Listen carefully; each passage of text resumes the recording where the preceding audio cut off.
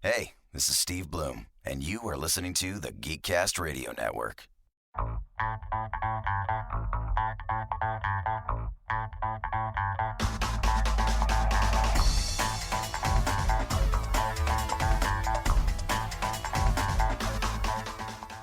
Hello and welcome to another episode of the Cinema Geeks. I am one of your Cinema Geeks, Optimus Solo, and joining me today, as usual, is Ladies First, Hard Candy Mandy. Hello. Hello, Movie Revolt Dan. How's it going? It's going well. How are you? I am doing well. I'll talk about that in 2 seconds after we get the last person of the group in here. How's it going, Fridley Cent? Hi. I was just going to say it is going well for me. We're actually recording this very closely related to the time where the Cubs won the World Series just last night from when we were recording this. So that'll date the podcast a little bit, but I don't care because that was phenomenal and something I never thought I would see. So I am riding a high right now. That's all I can say about that. So Amanda is finally going to have a chance to get me back because I've been a slave to the baseball and the TV for like the last month. It's going to feel good to have a normal life again. And it was So is Rookie of the Year going to be like number one, all of your picks this week? Just so you can I'm talk bumping about everything up. It's all baseball films this week. This 60 through 51 is going to be my baseball section now. As I alluded to, we will be continuing our top 100 films of all time. We've been going through this bit by bit, interchanging with some other episodes, and we're at the point now today where we're going to be going through our numbers 60 through 51. So the last section before we get into our top 50 as it is. So getting into that a little bit, Dan, anything you want to preface this last little segment before we get into the top 50? Any themes that are going to be apparent through your 10, or what do we have to look forward to? Well, this I think will be one of the first times I have an animated film on my list. And similar, some of my favorite directors do, or at least one, will show up again. But yeah, no really themes. Really a smorgasbord for me looking at my list. There's really nothing really connecting these. It's just randomness, I guess. All right. That's adds to the variety there. I'm in a similar fashion here. I'm going to have a lot of. I'm going to be a little bit all over the board. I think I'm going to be covering 5 decades maybe. I have films from 5 different decades during this section of 10. I'm also going to have an animated film show up in this section of my countdown. So I guess something in common there with you. We'll have to see if it's the same one or not. Matt, what's your theme today? Anything sticking out for you? Oh man, part of me wants to say it's like half things we've done spotlights on, but one of it's actually a Studio Ghibli, not Miyazaki, even though in my mind they're all just lumped together. So I got that. So I've got a lot of animated, I guess, comparatively. Looking forward to seeing which selections those would be. Amanda, anything that you're seeing as you look over this section of your 100? I think, as per the usual, a lot of 90s, right? And nostalgia definitely going on. I think there's a couple guilty pleasure watches in here. We'll call them that. And are you going to join the three of us and have an animated film in this section of your countdown? I will, yes. Awesome. So some animated love here today. We'll see if there's any crossovers. As we said in one of the previous episodes, it'll be interesting as we go through if we get more and more crossovers as we venture towards our top 10, etc. So y'all don't know nothing about my animated movie. It's not going to be any crossover. What was it last week? It was or last section of the countdown that. Was it ended in the cover? Do you guys are making fun of? No, it was the animated film with what was it, a rooster or Rockadoodle? Rockadoodle. Yes. I did not make fun of her for Rockadoodle. Can't make fun of the Rockadoodle. All right. Well, I can't wait to see which one you have on this segment of the countdown. So, Matt, let's get things started. What do you have at number 60? All right. Hinted at it. My number 60 is, I think, my first Miyazaki movie so far. There's definitely going to be more, obviously. Like I say, they're all really high. And that's Spirited Away, which I think might be the first one he won a Oscar for, but I could be wrong. I think so. It was one of the first times that... It was around the first time that they had the animated movie Oscar, so... Yeah. It just amazing. Can't wait till we do it, and it's not going to be too far away. It's great. It's like it's coming of age. It has that magical realism that Miyazaki's known for. I think it's better than a lot of the ones we've watched in the retrospective. And I was about the age of the protagonist when I first watched it, and that really hit me in a certain way. Like, made you feel some type of way? I feel all the time. I am a basket of feelings. Or if you're like Rizzo, you're a glass case of emotions. Oh, is that? Yes. And then I can't hit balls that are hit to me. What? Oh, nah, okay. Anyway, Spirited Away, thumbs up. Has anyone here even seen that yet? I have, yeah. Okay. I think Dan's the only one yet. It'll be a first watch for Amanda and I when we get to that point in the retrospective. We'll talk about it a lot then. Absolutely. Looking forward to watching those last few that we haven't got to yet, because I've heard a lot of good things about, like you said, all of the Miyazaki films, but especially a couple of the ones that are coming up. Amanda, what do you have at number 60? All right, if we're going to talk about all the feels, here it is. From 98, it's a little Bruce Willis joint, Armageddon. If you don't cry every freaking time you watch this movie, I don't know what kind of person you are. Yeah, this is definitely one that'll get the tears welling up in your eyes, for sure. I actually saw this twice in the theater, and that is something rare. I do not do that very often. I don't remember why, but I saw this twice in the theater. I can't hold the tears in. No matter how many times I've watched this, every time I see it, there's a few moments in the movie that I just totally break down. I'm a huge Bruce Willis fan. Don't really care about Ben Affleck, but he did this justice. And I think Steve Buscemi was amazing in this. There was just a huge cast of some really awesome and great characters. And I think that the camaraderie that they had was amazing. This brotherhood that they had.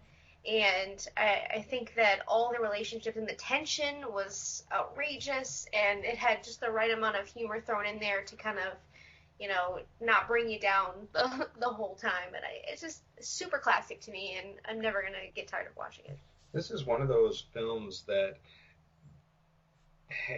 came out here in the last, 20, 30 years or whatever, that has just been completely on the forefront of everybody's minds when it came out because of a song that gets played so much. Like, it's like the Titanic with that song, Armageddon with that song, Frozen with its song. Like, there's been a handful of movies that have just been like so popularized, almost more so because of the song than the movie at times. Dan, what do you think about Armageddon?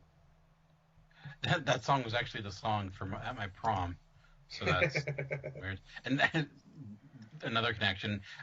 In chemistry in high school, we watched this movie for like 2 weeks because we started watching it for one day. I don't know why, because I went to a school where we didn't really do work, and we would just, every time we would start it again, we like, oh, this is where we left off, and it would be like 15 minutes into the movie. So I would legitimately watch this movie way too much. I like Armageddon. It's certainly a guilty pleasure for me. It's I think Michael Bay before he got too crazy. Like, I don't think it's his best. I think, I still prefer The Rock and Bad Boys over Armageddon, but there's something to enjoy, and I do think, like, Bruce Willis and Ben Affleck do have some, good chemistry back and forth, and it's a fun film, but, it's a good time. It totally did not prepare me at all for, what was the movie Deepwater Horizon. I'm like, oh, they're going to, get all covered in oil and it's going to be fun and, they're going to be working hard, right? No. Armageddon, Why did you think that was? Armageddon made it seem like it was like no big deal, but then when all this oil started spurting all over these guys in Deepwater Horizon, it was no good. There's no fun in that movie, I don't think. And very little asteroids in Deepwater. There was some drilling.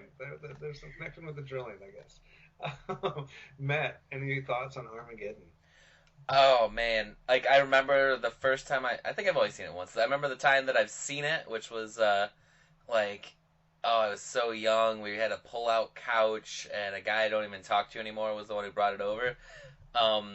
But the only thing, I would say my strongest memory is everyone talking about how, it's a lot easier to train astronauts to drill than it is to train drillers to be astronauts. And I don't know that I could ever go back to it after hearing that, because it's like, yeah, it does seem dumb. Yeah, I think Ben Affleck brought that up to Michael Bay, and he got angry. It's like, yeah, that would. I mean, but if it's a good movie, it's a good movie. It doesn't matter if it's got a little weirdness to it, but sometimes. They're oil rig drillers that got sent on a frickin' asteroid with a nuclear warhead to save the motherfucking planet. And it's got You're saying like. you gotta I don't see suspend any some- issues with that plot whatsoever. I don't at all either. He's been trying variations of that. No. All right. So Armageddon from Amanda for my number 60. First time I've mentioned this director, won't be the last. I'm going to go to Quentin Tarantino here for my number 60 pick, and it will be Django Unchained.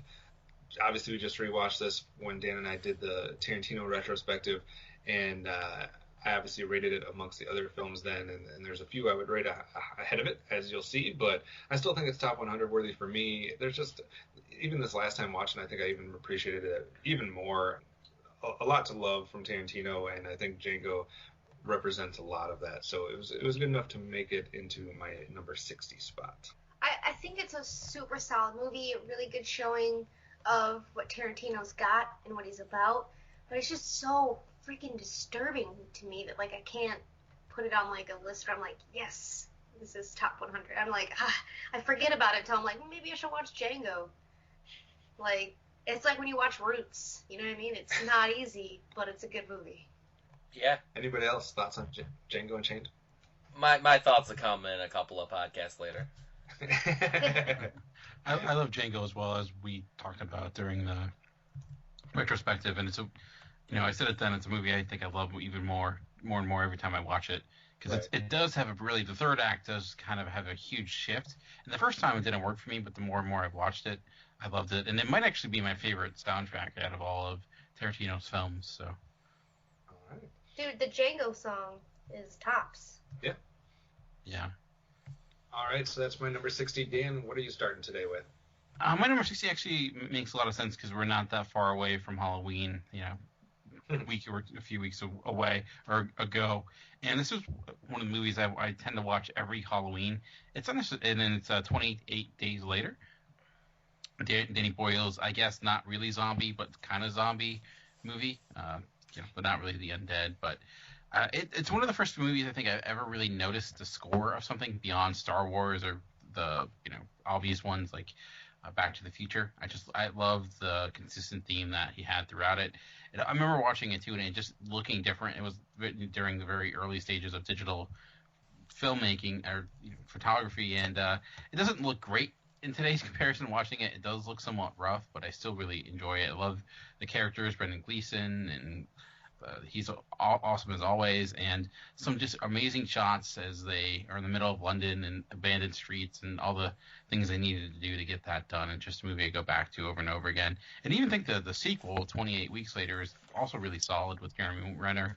It's a little bit underrated, some really great scenes in that. But I don't know, for whatever reason, it's a movie that I've always enjoyed, and great combination of great director and actor, and really just understated horror film that kind of put a little bit of a twist on the zombie idea, which I know is tiresome now, but at that time it was still, we didn't have Walking Dead, we had 28 Days Later. Amanda, I know you have seen this one. What are your thoughts on 28 Days Later? Super solid zombie film. Like back in the day, I felt like it was, like Dan said, we didn't have all the zombie stuff played out, so it seemed new, it seemed fresh. It was eerie and creepy, and it made you think about, what was going on in society and what would happen in your world if you, woke up and all of a sudden you're in the zombie apocalypse. And the sequel definitely worked as well. I thought that was, definitely a solid sequel, and that how often does that happen? And I think that it's definitely a zombie classic. Super great to watch around Halloween time. I'm glad that you follow that tradition and watch every Halloween. I've been wanting to watch it again lately because it's been so long since I've seen it and the sequel. I don't know why I haven't gotten to it, but I feel like now I need to watch it again, Dan. Matt, I'm guessing that you're like me and you haven't seen this. No, but I have had pretty heavy suggestions from someone whose opinion I really respect, telling me, hey, you need to see this movie. And I think at one point I even had an illegal copy of it on my desktop, briefly. where it's like, here it is, so you can watch it. But no, I never did. Well, come over because I want to watch it too. So then we can just. Ooh, I don't know that I'd put that very high on my list. I'm gonna like just have it on when you walk in the house, so you don't have a choice. Ooh. All right. Booby traps. Matt, what do you have at number 59? My number 59, which actually when we were starting the podcast, I was like, does this belong this high? And I was like, doing some math. Couldn't think of something else that I would replace it with. Way overplayed at the years that I saw it. Office Space, a Mike Judge joint. I don't know. This is one of those movies I feel like you either love it or you hate it. And some people loved it, and then Comedy Central played it 1,000 times a day for like 4 years, and now a lot of people I think hate it. Like, if you've had a job, you can relate to some aspect of Office Space. It's great. The plot is taken straight out of Superman 3 by Richard Donner, which is hilarious because it's the funniest of the Superman movies. Like, I don't know, I love it. Like, everyone's seen it, I feel. And it belongs on my list. Mike Judge has a great ability to kind of take the elements of a certain work life or a certain aspect of society and make fun of them in a way that's still very true to that aspect of our life. Like, he's doing it now in Silicon Valley, and he did it here with Office Space. So it's kind of funny seeing this movie was like a bomb when it came out, but because of being played on Comedy Central ad nauseum, it became like it gained a second life and became a cult hit. So, Amanda, any thoughts? I've only seen it once. I maybe I was just too young when I saw it, and it really didn't, resonate with me. I didn't hate it, but I wasn't really on a fan train with it or anything. All right. I think there's a lot of fans of that out there still, though. I know, like you said, man, it was out there a lot, and maybe there is some resentment because it's out there that much. But I think there's still, the core fans of that film still exist. So I think that's a worthy choice. Amanda, what do you have next? Well, here's my animated pick already. It's from 1997. It's Anastasia. Anastasia. I did make you watch this pretty recently, but I think did. you were on the computer, and I don't know how much of it you saw. No, I remember it. I just think it's super gorgeous. I believe it's a Fox animated movie. It was one of those films that everybody thought was a Disney film. Yeah, but it looks gorgeous. There's a lot of like gold accents, and the animation looked amazing to me, and I love the story. I love the lore behind that story. I mean, it's definitely Disney-fied and put into a child's perspective or a more child-friendly view. But I think that some really awesome characters. Love the voice work. Love the songs.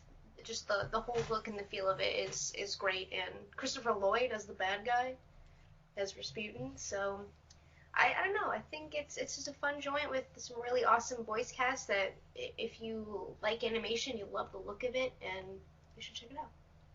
Dan, have you seen Anastasia? I did when I was a kid. It's been years. Wasn't there like some sort of bat creature or something like that? If I'm not mistaken, like some. Yeah. There you go. Yeah. So I all I remember. I remember not being a huge fan, but I don't know. It's just because it was the age I saw it, so I can't really speak to it. It's been years. Yeah, I had never seen it, and she showed it to me just this last year, and it was decent. I think if I was of the right age when I watched it, I might have enjoyed it even more. It was interesting. I like the voice work, and I like some of the music as well, so I can see the love for it. Matt, have you seen Anastasia? Actually, yeah, I made a point of it when I was like, I don't know, like 20, 22, around there. I was like, I haven't seen that. Like, I was like flipping through the channels. It was coming on Stars in like 30 minutes. I was like, I haven't seen this. And so I made a point of watching it. Yeah, I mean, it's decently enjoyable. And I do know that it was like one of those things where it's like, is this Disney? Is this DreamWorks? Who's doing this? And it was Right. very well someone I'm not used to doing it. It was Fox, I'm pretty sure. I think That's crazy like to that. me. What happened to their animated division? It looked gorgeous, though. I mean, if you look at all the detail work, it was impeccable, really. I want to say the studio or the division or whoever was in charge of that film, they did not have a long shelf life. I think they had like 2 or 3 films, and I think the one after this bombed completely and put them out of business for that version of whatever branch that was, if I remember my history right. For my number 59, I'm going to keep it in the world of animation, as funny as that may be, and I'm going to go to a film that I just recently saw within the last year, even though it came out in 2008. And for my number 59, that will be WALL-E. I don't know what took me so long. I don't know why it took 8 years for me to finally watch this film, so I apologize for that up front. But it is right up my alley, and it was every bit as good as every single person on the planet has said it was for the last 8 years. So I don't think I need to explain too much more why WALL-E makes my top 100. That's your bad. Yeah. But I rectified it. I watched it, and I put it in my top 100. So that's my apology. I guess we'll call it cool then. Who doesn't watch Disney animated movies, Kevin? Jeez. We're looking at you, Matt. Oh, man. I've seen WALL-E. I've seen it. All right, you're all right then. All right, Dan, what do you have at number 59? For number 59, it's going to bring up a director I think we have talked about previously. I know, Kevin, I think you had one of his movies on your list, and it's Wes Anderson. But the movie I'm going to go with is Rushmore. You know, Wes Anderson, Bill Murray, this is kind of where they began their illustrious relationship. And I think Rushmore is probably the coming out party for Wes Anderson. It's really where I think he established his style and what made a Wes Anderson film a Wes Anderson film. I don't know. I remember the first time I watched Rushmore, and I just didn't get it. I'm like, is this a comedy? I'm really confused. And, you know, as I got more exposed to Wes Anderson, as I grew older and I was able to kind of appreciate him, I ended up growing to love it. Jason Schwartzman in this is phenomenal. Like, his performance is insane, especially when you consider how young he is. I don't know. It's very dry. It's not a humor that I think everyone will enjoy, but if you are a Wes Anderson fan, I think you would have to love Rushmore. It's not necessarily as, looking at something like Grand Budapest Hotel, which is just gorgeous to look at, and set design is amazing and all that great stuff. It's not necessarily like that, but it certainly has the characters, the actors, and just the style of comedy and writing that you expect for Wes Anderson. So I find it ultimately rewatchable, and it's, I think, one of Bill Murray's best performances, which is saying a lot. So. Nice. Yeah, I definitely did have a Wes Anderson film on my list as well. Down at 79, I had Moonrise Kingdom.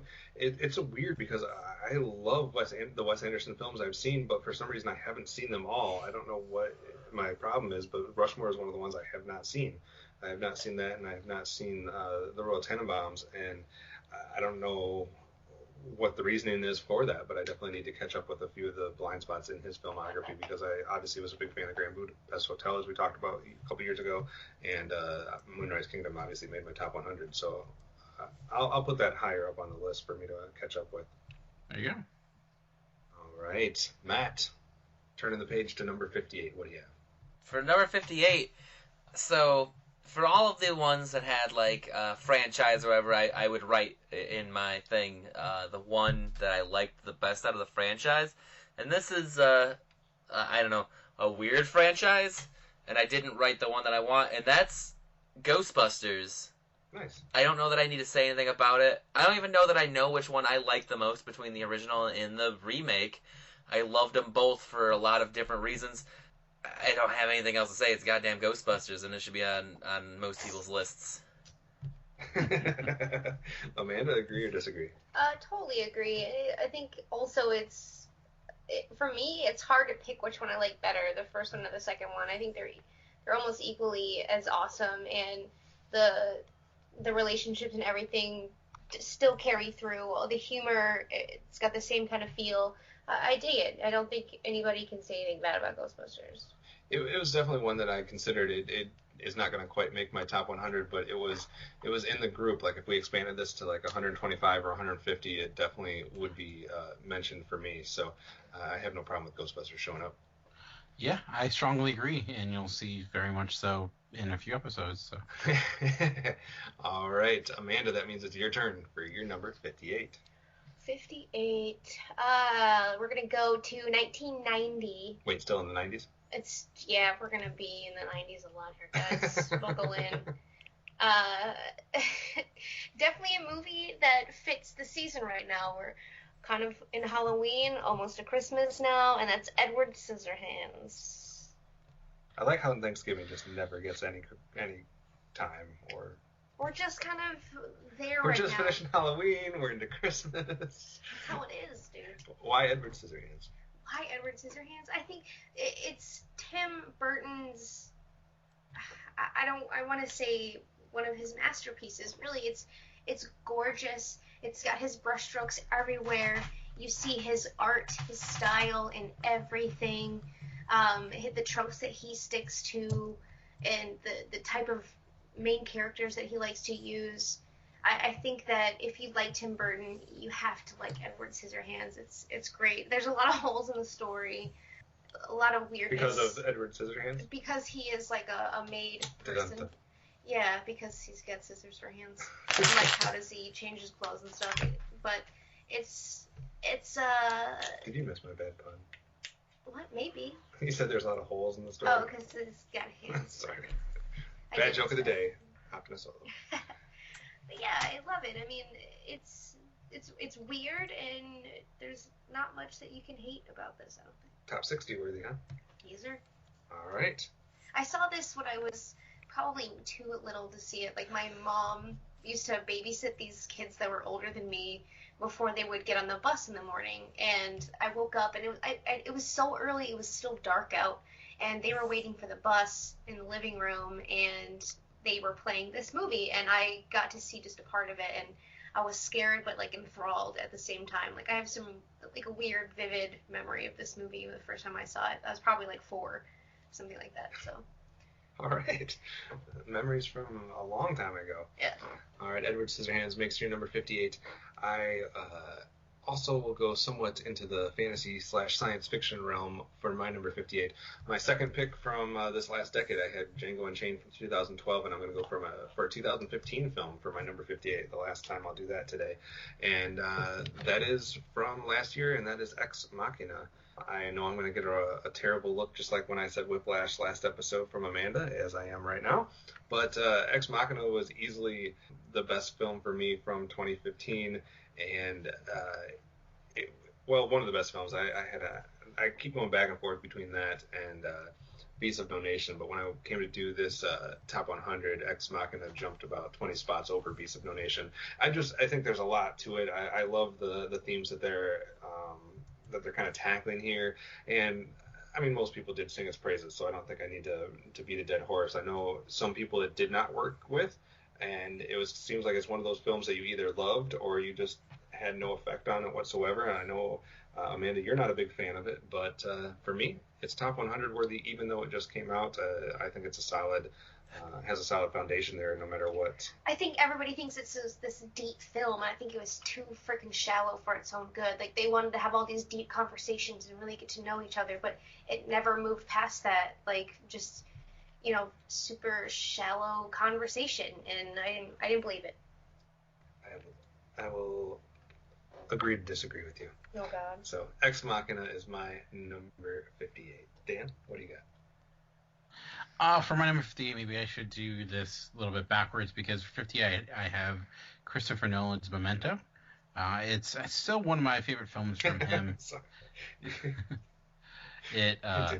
As those that have seen it know, it's a movie that is you watch it backwards from snippet by snippet, which makes rewatching it, I think, even the more enjoyable, because you pick up on so much as you rewatch it over and over again. Great little crime drama, like obviously amazing editing and this original story. And Guy Pearce is really phenomenal in this. And I think it's really similar to where Rushmore was Wes Anderson's coming out party. Very much the same thing with Memento. I think that's where people took notice of who's this Christopher Nolan guy. I think he's got big things going for him, and of course he did. And I think just it's quite a great accomplishment. Very small film that does a lot, and I know I love Memento. It's a great movie. I agree. Amanda, any thoughts on Memento? I don't think I've seen it. We need to do that. All right, we'll add that one to the queue as well. So definitely agree with your pick of Memento. A lot of good things to say about that film. Matt, that brings it back over to you at number 57. Number 57. This is one that got added well after we started this list, probably when we were in the 80s. I added this one and had to bump something else out of my 60s. And it's one that you showed me, and I can't thank you enough for showing me a movie that I'm going to recommend for years to come, and that's The Wrestler. Nice. I grew up watching the WWF in the 90s, the Attitude Era as it's known, and as an adult I'm one of those people that grew out of wrestling and then watched it as an adult and went, wait, why did I stop watching this? And so knowing things that I know and knowing knowing behind the scenes stuff and kayfabe stuff and this and that, The Wrestler just hit everything that I would want out of a wrestling movie. I don't know that it could be done better.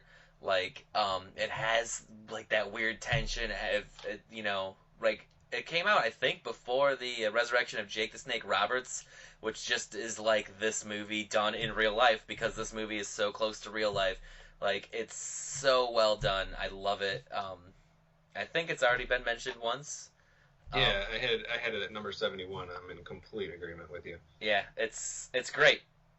Yeah, I think there's been wrestling movies before, but they've always been so done wrong, whether it's from a comedic standpoint or just cheese or just nobody is, and not that people were trying to actually get a realistic approach to it necessarily, but this one just, like you're saying, is so authentic. You completely believe that that's a real life wrestler who's been through all this, that they are filming in some type of documentary style. It's that close to real, and Mickey Rourke was phenomenal. Yeah. So you're saying No Holds Barred is not realistic? I mean, they don't bar any holds. That was definitely one of the ones that was at the top of my mind when I made that comment. Well, all right, so yeah, I agree, Matt. That's a great pick. I love The Wrestler. Anybody who has not seen that and is a fan of wrestling or just a fan of good films, you should check that out for sure. All right, Amanda, what is your number 57? Oh, everybody's gonna love this one. All right, taking it out of the 90s for a little bit. 1984's Karate Friggin' Kid. Karate Kid. Who does not love this movie? 1984's Karate Kid. Yes. Not the Hilary Swank one. And not the Jaden Smith? Not the Jaden Smith. That's not on the table. But yeah, friggin' Miyagi. Everybody knows Karate Kid. Everybody's trying to do the crane kick. All right. I think that this movie had a ton of heart. Super finding yourself, coming of age movie. It had just the right amount of humor, seriousness. It had some high stakes. All right. He was getting his ass whooped. They fucked up Mr. Miyagi's shop. Everything, dude. There was some serious stuff going on. And I don't think that if you don't know this movie, I don't know what you're doing with your life, really. But I don't think anybody can hate on Karate Kid. You might say it's cheese, but I think it's quintessential 80s, and I loved it, and don't judge me. The plea. Dan, she said nobody can hate on Karate Kid. Is that true or false? It's dangerous because you might get crane kicked. One of my favorite things about that movie is how Mr. Miyagi beats up high schoolers and gets away with it. Oh man, literally just beat up 15-year-olds, and that is our hero. So that's amazing. Yeah, I mean, Karate Kid. It was certainly a product of its time. It certainly still kind of had a pop culture influence still today, as with the remake that wasn't too long ago, but. Hey man, put Ralph Macchio on the map, so it's got that going. Matt, any thoughts on Karate Kid? Have you seen it? If I saw it, I was real young. Most of everything I know about Karate Kid is from Gary Goldman's stand-up comedy, which mostly is if a crane kick, if do right, no can defend. Nice. All right. There was a reason I didn't comment too much, Dan, on your number 58 because it was my number 57. So Memento is my number 57 from Christopher Nolan. I will just tell everybody to rewind a few seconds and listen to your reasoning. So why didn't you say some shit back then, bro? I wanted to wait a little bit. Why didn't you just that's also my number, whatever? The crossovers begins. But Memento, I actually, this is a film that possibly could even move up higher on my list. Except I have not watched it in a long time, so it was not as fresh in my mind. But this is a film that kind of changed my viewpoint on film. It came out in 2001, so I had just graduated high school a year before, and it was kind of what made it where it was less about watching films that were just entertaining and epics and sci-fi and all that kind of stuff, and it changed it from just entertaining films to like art to me when I saw Memento. It just like blew my mind, the way it was filmed and everything about it, and I was just like, oh, look at the possibilities that film holds, and from there on I was hooked to just watch anything and everything and try to see what else was out there. So it definitely had a huge impact on my love of film in kind of some days where it was easy to kind of like mold me into a different film goer, I guess. So I love Memento, and I need to watch it again so it could possibly rise up a few spots. All right, Dan, you're up next. All right, number 57. I'm getting to my favorite actor. I'm surprised I actually haven't talked about one of his movies yet, but Paul Newman's my all-time favorite actor. He's got a lot of great movies, more of which I'll talk about as we continue this countdown. But the first one I'll talk about is The Hustler, his infamous pool hall film that later got a sequel with The Color of Money. But I think this just has some of the most tense scenes I've seen, and it all takes place inside a pool hall. Beyond Paul Newman, you also have the great Jackie Gleason, and it's just continue back and forth. There's so much to this, and I think it's like Paul Newman at his best. Some people have some issues because there's a little story that may seem a little tacked on, but I think for the time it certainly works. But I think it's just Paul Newman created an amazing character, and one that you root for, one that's always has. Obviously, can be frustrating at times, but I don't know. I love The Hustler. It's, to me, if you're ranking sports films and if you include pool, it's one of my favorites. So nice. Paul Newman would be an excellent choice for me for a retrospective because I have a humongous blind spot for Paul Newman, so I need to see just about all of his films. I will put that out there. So, especially if he's one of your favorite actors, I'll definitely try to start catching up with his filmography. All right, Matt, what do you have next? All right, so I think this is my first one of a Quentin Tarantino film, and almost every Quentin Tarantino film is on my list. So get ready for that, guys. My number 56 is Kill Bill, there's just no volume, just Kill Bill, both of them. All right, Kill Bill, another second Tarantino mention of the day. Amanda, what do you think so far of hearing Django and Kill Bill come up today? Not bad choices. I dig both of them. And same goes with Kill Bill. Definitely some memorable scenes, some badass ass kickery. And I think that the characters, all of the characters, are really cool and interesting. Even fucking Vivica Fox kicks a little ass in this. So I don't mind it. Dan, what do you think of the relationship between these two films and their places that they've come up? I love Kill Bill. I think I'm one of the few that I think I enjoy Kill Bill 2 a little bit more than Kill Bill 1. But I as a fan of martial arts films and a fan of Quentin Tarantino, it gives me everything I love. The action in the first film is intense and great. The second film, I think, definitely slows down a bit, but has I think a lot of the great dialogue you expect for a Tarantino film, and some amazing scenes and flashback scenes. So yeah, the whole bloody affair. I mean, I know they've been talking about doing a sequel now forever, possibly, which is kind of crazy when you realize the daughter of the one Vivica A. Fox character is now old enough to be 17 or 18 now, which is crazy. So I don't know if that'll ever happen, but if so, I wouldn't be against it. And if you guys want to hear more thoughts on Kill Bill, obviously we did a whole episode on Kill Bill during our Tarantino retrospective, so go back and check that out for sure if you want to hear us get into more detail. Amanda, you go after Matt, so that means you're up for your number 56. Oh, shenanigans. All right, we're going back to the 90s. Whoa. Just barely, 1991. This one might be the most controversial. I can't even say that yet. Hold on, hold the phone. I'm going to go with the Addams Family. The Addams Family. Addams Family. Definitely in the mood from Halloween here. I think that it's one of those guilty pleasure movies that I have that it's a fun movie. It pokes fun at this kind of gothic lifestyle that they have, and the world building here, I think, is pretty amazing. Because even like when all their family gets together and everything, it's really great and awesome characters, awesome relationships, super funny stuff happens, but it also has a ton of heart. So I like it.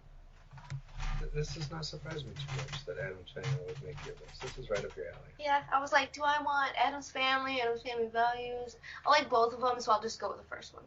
All right. Adam's Family making your spot at number 56 for my number 56.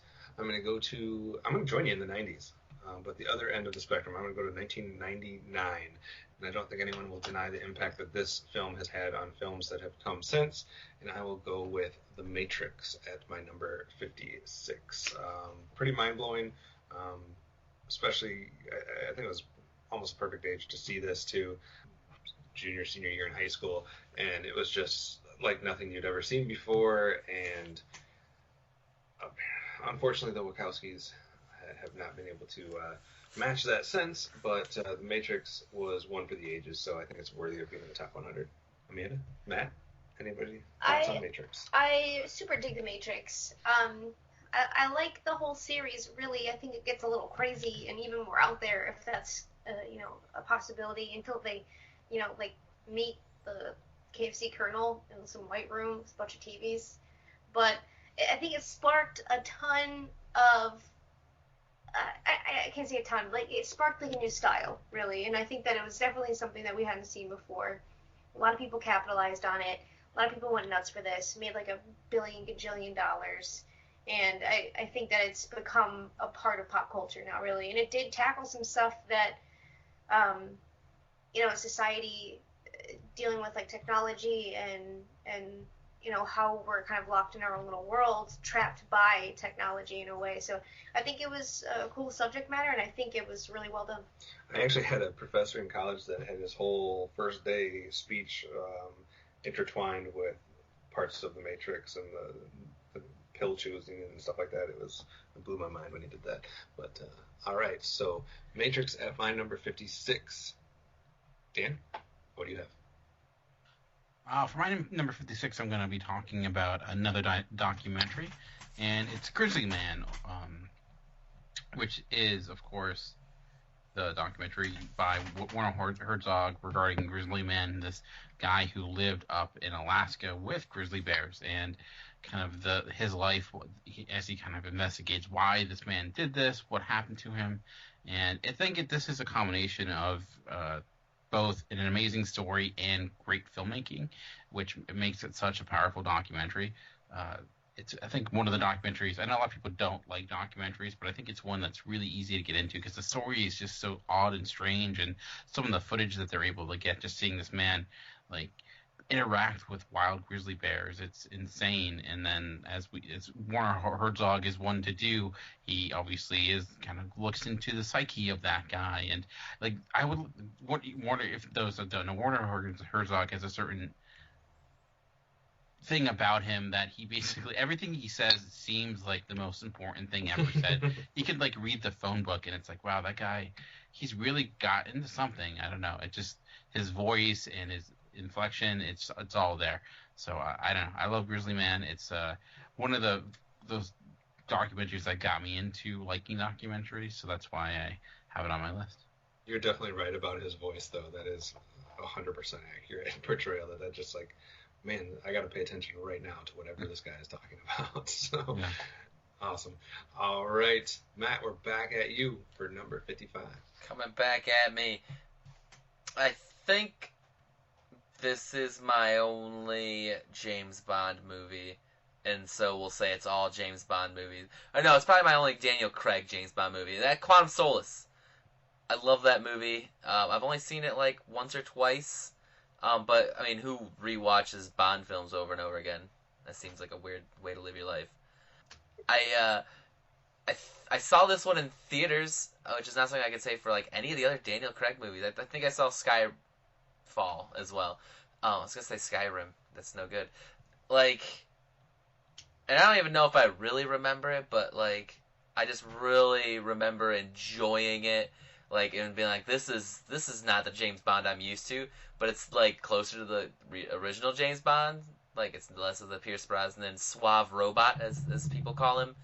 and like more of like a down and dirty spy thriller action movie. Like I love Daniel Craig and everything he does, and I really like Quantum of Solace.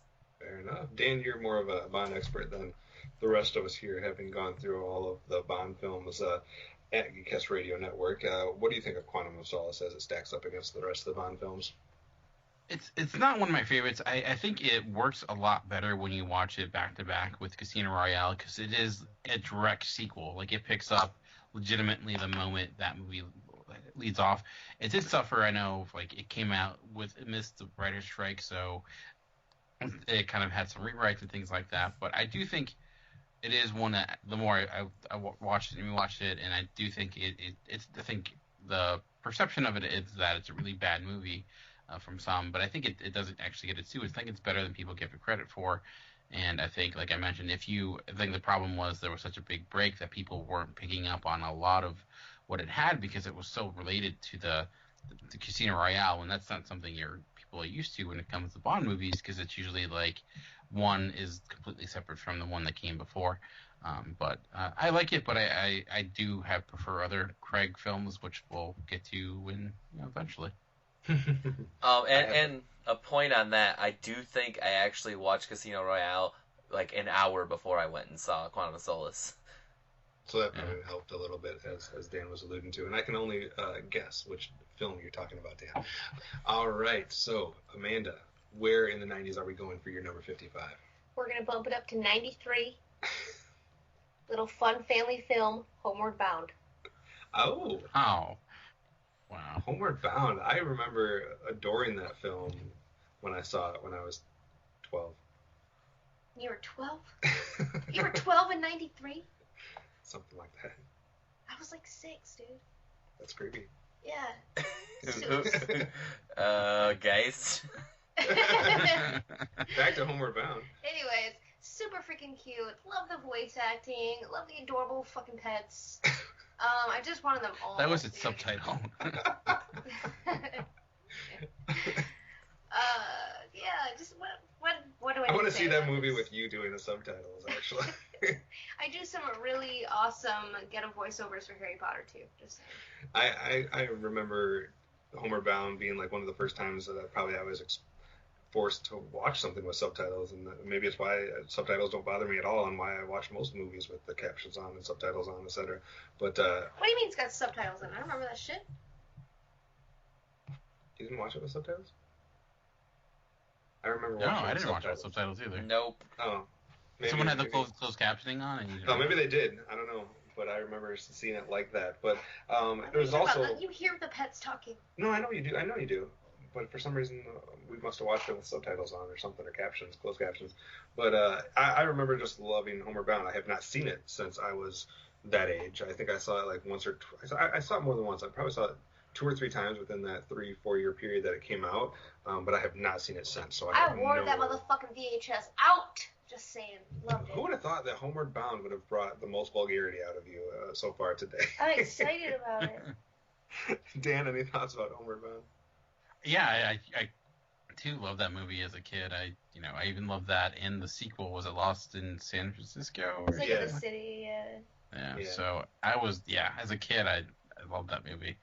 Nobody talks Michael about J. Homeward Fox Bound. wasn't the kid from Back to the Future. He was the person who did the voice for Max in Homeward Bound. So Chance. That was one of those names. Just getting all our Homeward Bound facts wrong. Sorry.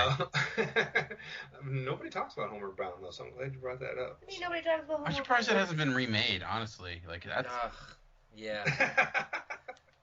not that it should be. I'm sure a lot of dogs died in that movie. Oh my god. I think it was called Airbud. I think it was called Airbud 1 through 17. No, now it's Kevin Spacey as a cat. Oh man. Thanks for reminding me that came out and was a thing. All right, for my number 55, I guess this will be my tie-in to the World Series and the Cubs love, because I'm going to go with a Bill Murray film. And I think fittingly, I would like to replay yesterday as far as the World Series goes over and over and over again. So for my number 55, I'm going to go with 1993's Groundhog Day, directed by Harold Ramis. Who doesn't like Groundhog Day? Dan, I know it's going to be on your list at some point. And because I don't think you've said it yet, and I know you have a lot of love for Groundhog Day as well. But man, it's not my favorite Bill Murray film of all time, but it is way up there, and I think I don't know. I think it gets not enough love. I think it deserves more love than even it gets. So I can't even talk about it. Groundhog Day is my number 55. Amanda, you're rolling your eyes at me. I'm not rolling my eyes. Oh. I was looking at you because I didn't want you to look at my list. It's covering up. Gotcha. Groundhog Day, thoughts? I will talk about Bill Murray in a minute, bro. Okay. Anybody else thoughts on Groundhog Day? Like you said, I do love it as well, and I just say I love it even more than you do. So there you go. All right. Excellent. Matt, have you seen Groundhog Day? Yes. But okay. I get the point. Guys. No, it's not gonna make my list because I was too young. And I just. Okay.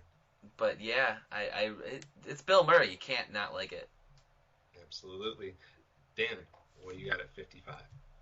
Number 55. I know, Matt, you mentioned with Office Space, some people love it or hate it, and maybe because it gets overly quoted or it's on TV too much, and I think that's the same thing for my number 55. And it's Anchorman, Will Ferrell and Steve Carell, and it's I know a lot of people hate it because people don't like Will Ferrell. A lot of people hate it because it gets quoted overly too much, but I just find it hilarious.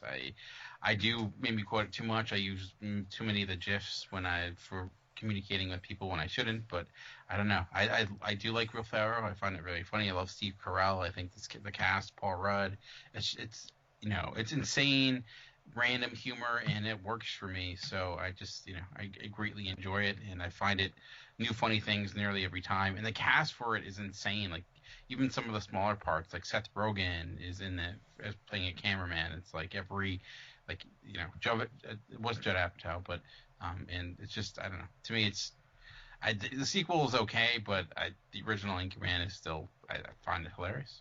So. Amanda, you're a big fan of Anchorman, right? I would say it's funny. It's not my favorite Will Ferrell movie by any means, but I think it's got a... don't you? Huh? Don't you usually quote that film? Sometimes, yeah. But it's like Dan said, it's so easy to quote that movie. There's a ton of funny stuff that come out of this dialogue-wise. So, I mean, you can't not quote this fucking movie. Matt, have you seen Anchorman?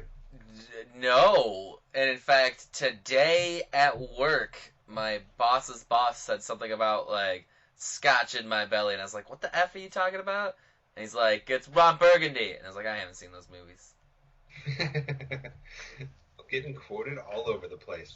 All right, so Anchorman love from Dan. Matt, turning the corner to number 54. What do you got? Oh shoot, it's me already, and oh shoot, it's Quentin Tarantino already. For my next one, I put Inglourious Bastards.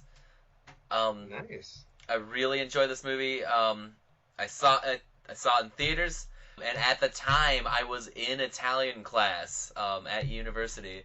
And the Italian in this movie, to my 2 years trained ear at the time, was like great. I was like, wait, they're at a ball and they're using formal Italian rather than informal. Like that's a good call. It's harder, but they're doing it. And like I just like from that first scene with the milk and how intense it is, and like just throughout the whole movie, like. I loved it. It's great. My friend, who I don't talk too much anymore, called me up and was like, hey, I want to go see that new Nazi movie. And I was like, I don't think that's for you, bro. And we went, and he's like, that was not what I was expecting. And I was like, it was what I wanted. Yeah. I'll save my comments on Inglourious Bastards for a little bit later. There we go. All right. Amanda, what do you got next? Oh, Lord. Since we already talked about Marty McFly, let's bring it up now. 1985's Back to the Future, another back-to-back Marty McFly joint here, since we had him as in his voice work of Chance the Dog in my last pick. Back to the Future, such a fun movie, a huge part of pop culture. Didn't he fucking predict in the second one, was it? Missed it by a year. I think it was the second one, yeah. I think this is Michael J. Fox almost at his top notch here. This is his quintessential role, really. I mean, if anybody thinks about Michael J. Fox... Almost at his top notch? Dude, I just watched Teen Wolf last night. Don't try to get Teen Wolf. Back to the Future. Don't ever try to do that. No, I love it. The music's fun. The characters are awesome, and really unforgettable movie all around. Back to the Future. Nobody's saying shit about Back to the Future. For a reason. Saving it. For my number 54, I'll be quick because it was already talked about. I gave you a hard time, Amanda, asking you if you really thought it was top 60 worthy, only because I also had it in my top 60, and that is Edward Scissorhands. So, weird crossover there. You put Edward Scissorhands above where I put Edward Scissorhands? Yep, number 54 for me. I think this is Tim Burton at his, near his best, or at his best. This is easily one of his best films before things got a little crazy for him. And we recently rewatched this because we got it on Blu-ray, I believe. I was guesting on a podcast and rewatched it. Yeah, so for Hydrate Level 4. We rewatched it, and I had good memories of it, and this rewatch just solidified all of that. This is an excellent film, and I think it still holds up for me, and enough for it to be in my top 100, all the way up at number 54. So I completely agree with you on Edward Scissorhands. Dan? You're next. Nice. So I started by saying I'll have an animated film, and here's my animated film. For number 54, I have Dumbo. You know, the movie about the ugly duckling elephant that is, I just find this movie so both heartwarming and tragic at the same time. There's no fat on this film. It's only like 63 minutes long, and it's just every moment matters. And, you know, you have a really somber moment like with Dumbo's mom, like rocking him back and forth through the cage that she's kept in. Some great humor. Obviously the one sequence with the clowns that goes crazy, I think, is a reason why so many people are afraid of clowns. And like many early Disney movies, mild racism. So there you go with the crows. But it's what people don't realize too is this in a way almost saved Disney, because movies like Pinocchio and Fantasia were actually flops. But this was a huge success. I know Pixar often uses this as a template for a lot of their movies. You can see why, with the main character that is very, doesn't talk. It's a lot of stuff happening around him, but you do really feel for him as a character. A lot is done to really kind of make him a character that you root for and have emotion towards and latch onto. So I don't know. I love Dumbo. It's a great film, and one that I think I liked as a kid, but I think as an adult, for whatever reason, I think I've enjoyed it more and more. So that's what I was going to ask you, Dan. What age do you think is the right age to show someone Dumbo? I think it's, like I said, it's short, so I think that's helpful. I don't know, 7 or 8. I think you'd be fine. That's what I was trying to remember, because I don't remember how old I was when I saw it, and maybe my memory's just not good because I can not remember that at all, but I was trying to think of what age would that be best. I've only seen this movie once. It's because it was so sad and heartbreaking that I can't bring myself to watch it again. And I think if I were to show it, I would probably show it to a kid that maybe was too young to really understand the sadness in it yet. I mean, the pink elephant scene can cause nightmares, I'm sure. So that's something to consider. So I think 7 or 8 would be. I think it's a good Disney movie to start off with. It's a get them into it. But I think old enough would be able to understand it. And it's sad, but at the end, it all works out. It's weird. It doesn't work out because his mom is dead, dude. Way to spoil Dumbo. Seriously, bro, I haven't seen that movie. Dang. He can fly, so it's okay. Yeah, I'm surprised I didn't have more nightmares based on Disney films, because there's a lot of nightmare-worthy scenes coming out of a lot of those films. But for some reason, they didn't have that effect on me, but I can see that. Dumbo, I think that's a great choice. I think that's stands out.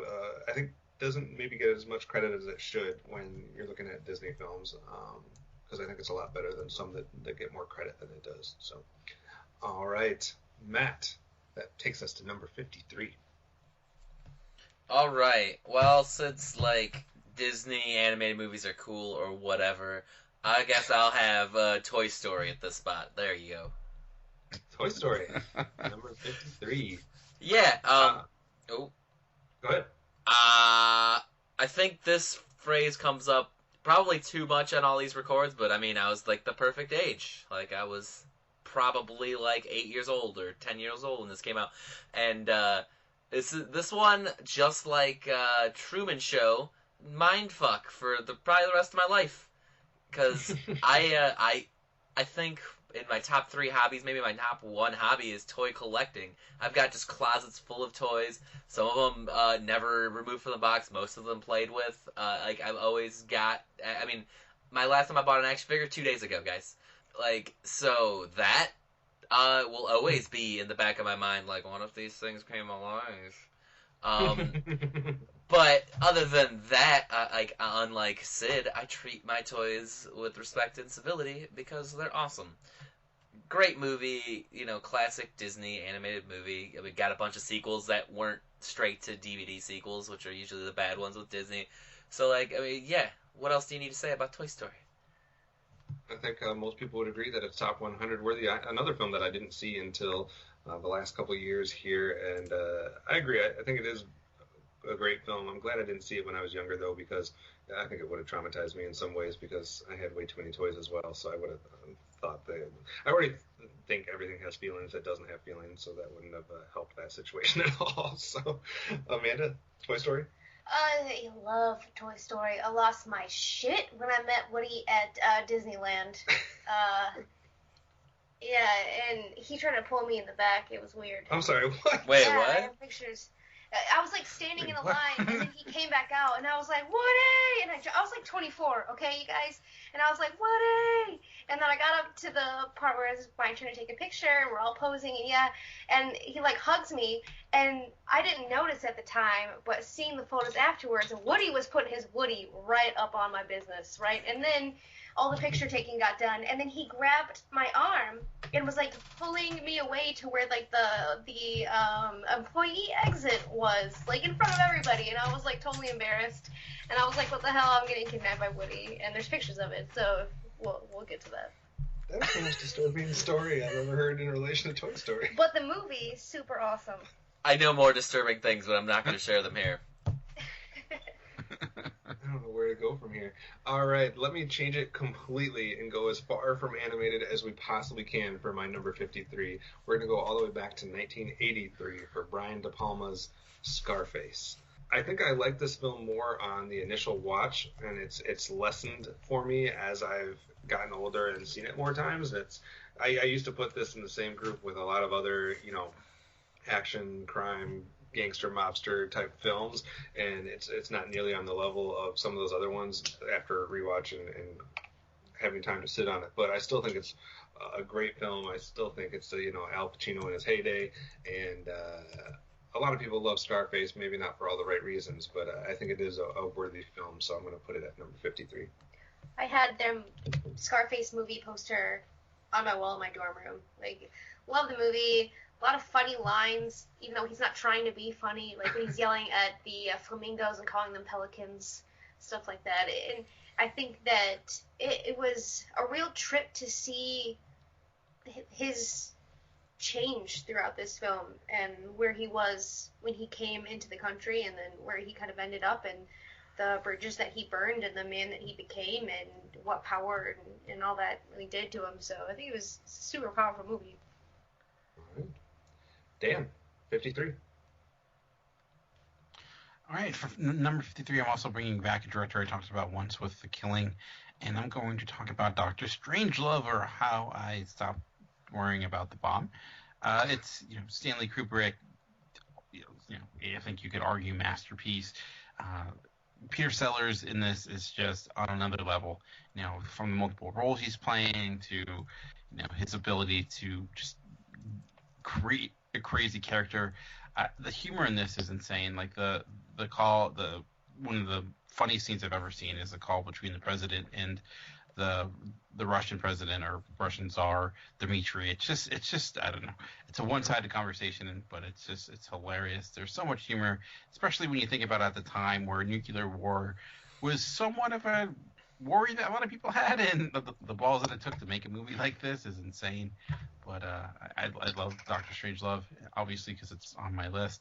But it's interesting seeing this compared to 2001 because it doesn't even seem like it's the same person. But it's a great film, and it's what more can you say? It's an all-time classic. So. It's another embarrassing blind spot for me. So There you go. I need to correct that as well. Matt, we only got room for 2 more films today. What's your first of those 2? Okay, first off, I just want to say that I was gonna be like, hey, I mean, I already talked about that one, and then I did a search, and apparently I put Doctor Strangelove a little high on my list, so I'll get to that later. But since we got all over the place with super serious real movies, I'm gonna go back to the animated movies with The Cat Returns. This is a Studio Ghibli movie, not a Miyazaki movie, even though the thing with Studio Ghibli movies is they have like the same animators or the same animation style at the very least, so it's very hard to very easy to forget that it's not a Miyazaki movie, because it's like, that cat looks a lot like that cat from Cat Bus, or that guy is a Totoro. It's weird because it's a sequel, kind of like a tangential sequel to Whisper of the Heart, which I would say is probably the worst Studio Ghibli movie of all time. It's boring, it drags. This movie is like a fun, like weird fantasy. It's got that magical realism, like keep hitting that point. It's got action, adventure, it's got weird fantasy, even though it's like set in modern days. Like the protagonist is an anthropomorphic cat in a suit, which is just amazing. Good voice actors, because Studio Ghibli always, shells out money for good voice actor. Well, for famous people to be voice actors. I bought it. It's a present to Amy, and we watched it like 3 times that first week because it's just that good. So, Amanda, have you seen this one, or are you on board now that you know what it's all about? A kitty in suit, yes. All right. Dan, have you seen that one? No, I have not, actually. Never even heard of it, to be honest with you. You got us all, Matt. You stumped us all on that one. Hey, I'll bring it over and some people will see it. There we go. All right, Amanda, only 2 picks left. What's your 52? 50... 52? Yes. My next pick is from 96, and that's Scream. Nothing to say about that. We all know what kind of an awesome movie that is. I'm pretty sure we just talked about that pretty recently, or I did anyways. One of my favorite films from the 90s. Definitely made me scared to not have neighbors.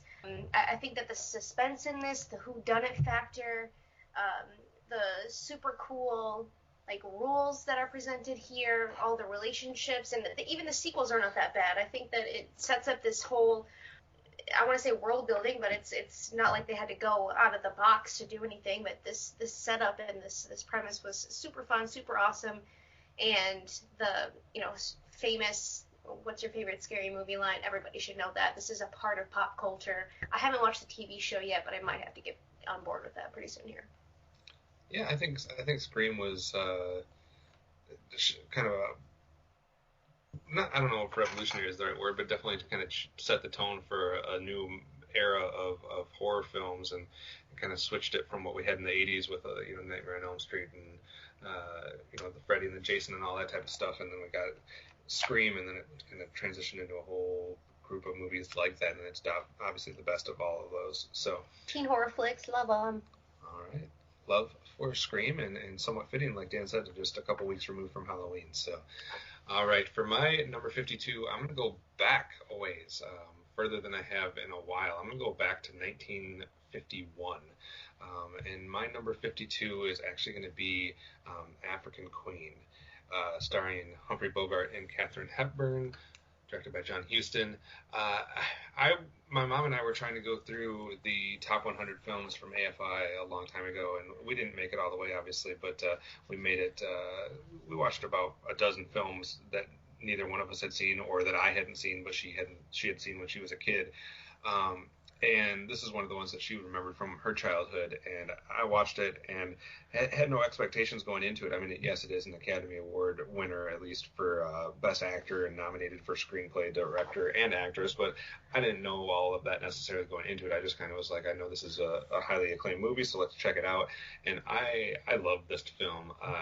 The dialogue was great, the acting was great. It's kind of a crazy setting and a crazy story, but I was hooked almost immediately. And I think if anybody is a fan of classic films and hasn't seen this one, it's definitely one to check out.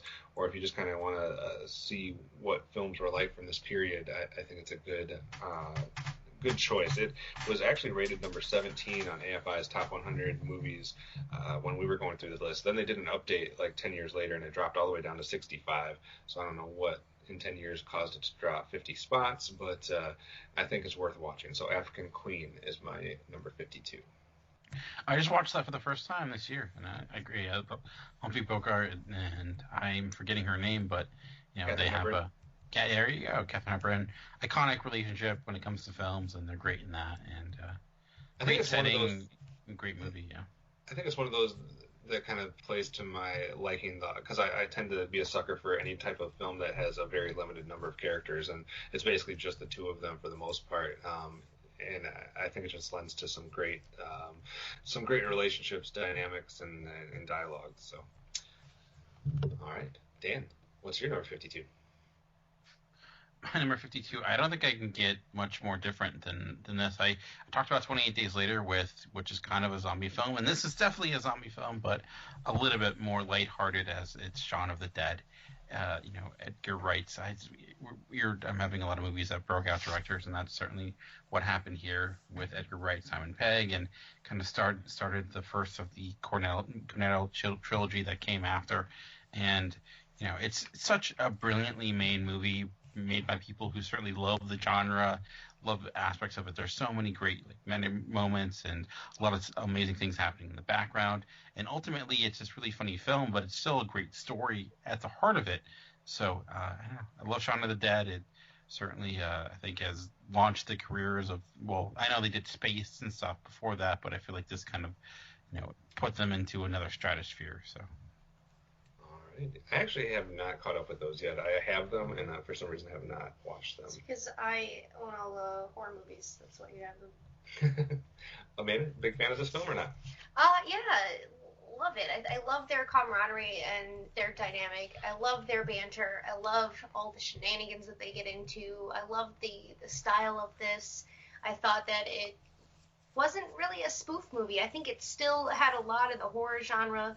The zombies looked really great. It definitely made light of the situation, but I think it was a good balance. All right. Time for everybody's last choice for today before we round up and get into our top 50 picks. So the last one on this side of the 50 mark. Matt, what do you got? What to say about my last one? My last pick is Leon, the Professional. It's where Natalie Portman started, and she's one of the greatest out there. It's just it's interesting because it's a movie about like a trained killer raising a child, and it's like that sounds like a terrible thing, but it's like it's still like it hits you right in the heart. It's heartwarming. It's just so well done. I actually haven't seen this one. What? It's amazing in that. So. Dan, you said you've seen it? Yeah, it's great. And Gary Oldman is like over the top in the best ways possible. So great action, great story. Yeah, it's what's his name's one of probably his best film. Can't think of the guy who directed it because I'm old and it's late at night. But it's great movie. Amanda, you've seen this one too? I've seen it once. I definitely want to see it again. I think it's a super cool relationship that they have and a ton of heart in it. It almost kind of reminds me of Natalie Portman's role in V for Vendetta. I feel like there's some definite connections there. She's being shaped by somebody who has a different worldview really than everybody else. And they both come from a place of having a big heart and really good intentions, honestly. I mean, yeah, he's a killer, but he makes her drink milk, and he does things to help her get strong because she needed that. Both of those roles, I think, kind of parallel to each other. And this one, I think you definitely need to see, Kevin. All right. Add it along with the other 25 that I already have on the list from just doing this countdown. And it's freaking Gary Oldman, so come on now. Amanda, last pick for today. What do you got? I see your Groundhog Day, and I raise you to 1991's What About Bob? I'm sailing. This is a movie of my childhood. My mom played this for me all the time. She would quote this movie to me constantly. Like, it made me want to be able to carry my goldfish with me places. And I think this is one of his most awesome characters. This is not his grumpy self. This isn't necessarily his most like snarky, witty. I mean, he still is, but I think he's more innocent in this role, really. And I think that is a side that we don't always see from Bill Murray. Love the story. Super hated the fucking doctor that was just trying to get away from him. Like, don't be a dick guy. Like, this guy needs you. But I love the story. I love the family. Love Bill Murray's character and how he connects with everybody in the family. And love it. Dan or Matt, any comments on What About Bob? I've only seen it once, and it was years ago, so I feel like it's one that I hear a lot of people talk about and say it's hilarious, but I need to rewatch it. So I don't know that I have. I don't think I have seen it. And it's like, if you were to say, hey, name 10 Bill Murray films, I don't think this one would even come into my head, because I had to Google it when she was talking about it. It's amazing. That's why you guys didn't laugh when I said that I was sailing. And Kevin, you didn't even laugh. I put my arms back and everything. Like, I was laughing on the inside, but I'm trying not to comment. So, What About Bob? May show up again. All right, sir. All right. For my last pick, I was in the 1950s with my 52 pick. For my 51 pick, I'm going to go back even further to 1941, 10 years before African Queen. And I'll get hate mail later for having this on this side of 50 probably, but for my number 51, I will go with Citizen Kane. Orson Welles. This is another one of the films that my mom and I watched as we were going through the AFI films, and I was somewhat blown away by this. Maybe because I didn't see it until just recently. It might not have had the same effect as it does on everybody that puts it in the top 5 or top 1 film of all time. I think it's a great film, and a lot to love about Orson Welles and what he was doing with this one, and kind of all the different thematic things, et cetera, et cetera.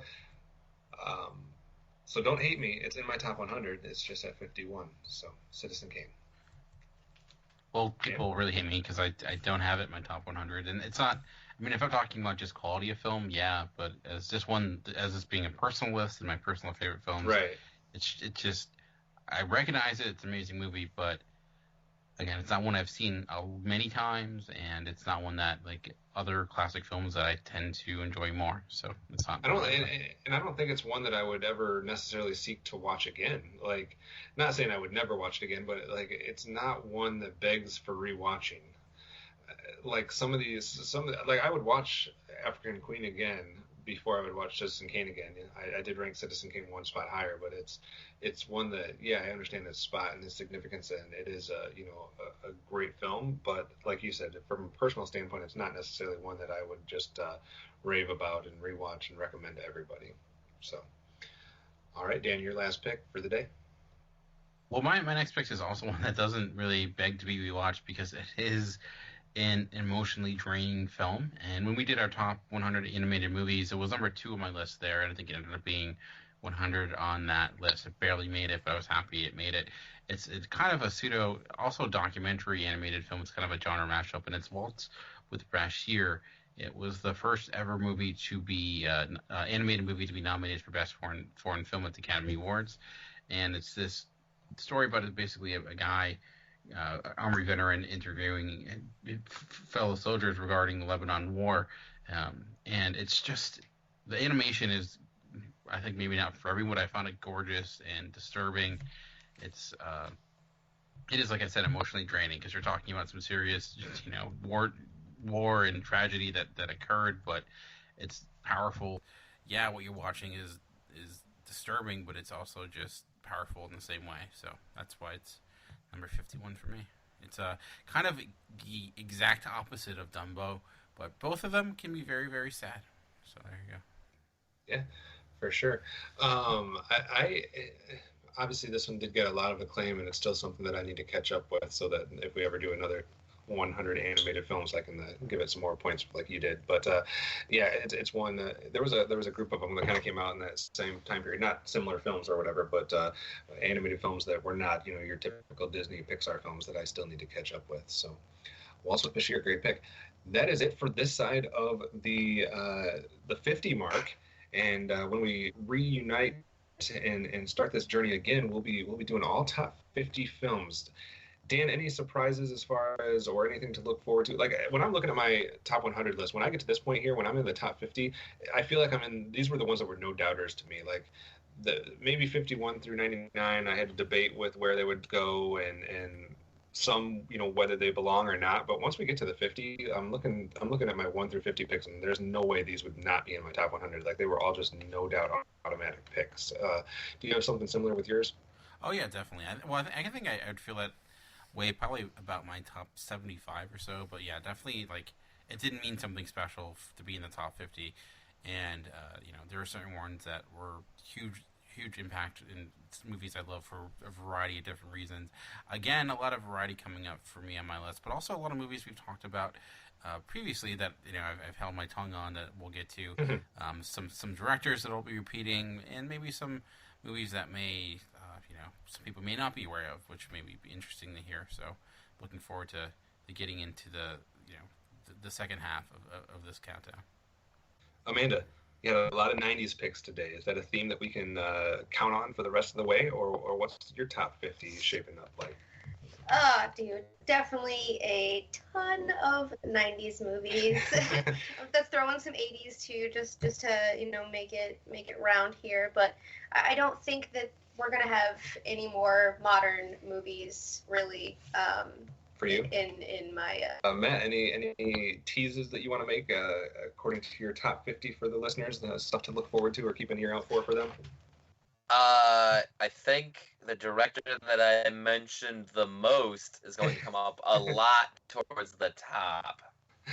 All right, so hopefully everybody could pick up on what that meant. So all right, that's our numbers 60 through 51. You guys will have to let us know what you think of our picks so far, what you think of the countdown so far, and if you guys are looking forward to the top 50 as much as we are looking forward to revealing it. You can do those things by going to the website, www.geekcastradio.com, finding our episode post and commenting there, or you can interact with us on Twitter. The show name, Twitter handle is @CinemaGeekcast. Mine is @OptimusSolo. Dan, your Twitter handle is? @MovieRevolt. Amanda? @HardCandyMandy, eyes, no eyes. Matt, your Twitter? @FridleySent. You can also give us your feedback on all the different series that we've been doing, the Miyazaki Spotlight as we've been going through that, the video game film series Spotlight that we've been doing. All right, so that is it for this week. We look forward to giving you another episode next week, so tune in to listen to more Cinema Geeks.